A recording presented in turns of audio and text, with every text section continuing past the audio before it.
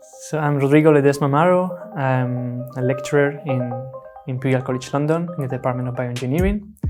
There I run a research group of 30 people working together in synthetic biology.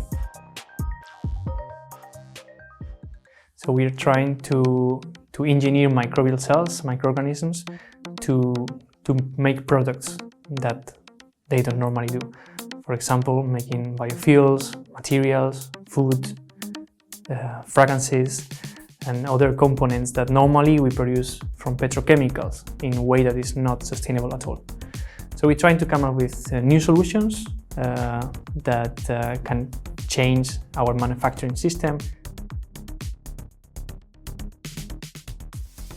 No, it's a very exciting project. It's about microbial lipids. So you might wonder what microbial lipids are and why they are important. So these are the oils that are produced by microorganisms.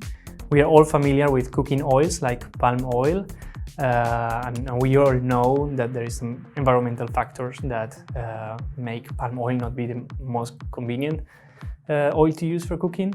So instead of using palm oil, we could use microbial oils. So we can engineer or use microorganisms that naturally produce high amount of oils, which are very similar to the oils from the plant, because we can grow them in a bioreactor, in a big tank. We don't need a huge amount of land. We don't need to deforestate, remove like rainforest, impact the environment with the production. We just need like a factory, like the one we have now to make like beer, for example. Beer is a good example because it's already a bioprocess where you have a microorganism converting fruit juice into beer, in that case, through the chemical reaction that happens inside. And what we want to do is something similar where the fruit juice or whatever we use as a food for the microorganism is going to be converted into a microbial oil that can be used as a food oil for replacing palm oil, or can be used to replace other type of oils like the ones that are used for make biodiesel. So biodiesel is a replacement for diesel. Diesel is coming from petrochemicals, so I don't think I need to explain why this is bad. But then biodiesel usually comes from plant oils. So there are a lot of like plantations and farming of plants to create seeds that produce oil around the world, and these seeds are collected, are then used in a factory to extract the oil and convert the oil in biodiesel. And this is already commercialized and successful in some countries. But again, you have the problem of you need a vast amount of surface, you need a lot of water, and people growing those plants that grow relatively slow. With microbial oils, we don't need that land, we don't need that much water, and we can use waste from other industries as a carbon source. And also, microorganisms can grow really fast, so they can duplicate the amount of biomass they produce in 2 hours, while the cycle of the plant is much longer. You can also produce them everywhere in the world. You don't need to be in specific climate conditions where the plant thrives. You can optimize that in your tank.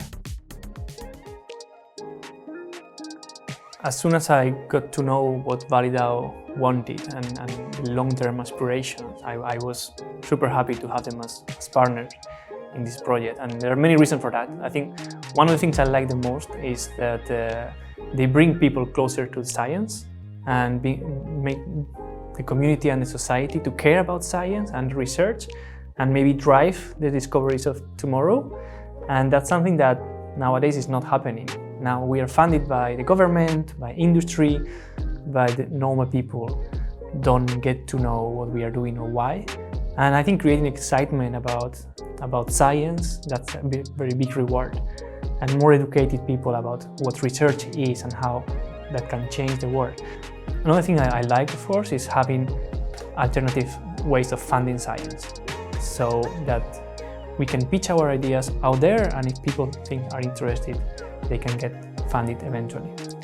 The way of seeing IP as something that needs to be exploited, something that is developed for a reason, and then let's try to make the most to make it happen. Something that nowadays is not as easy because of many different blockers in the system of universities, governments, etc.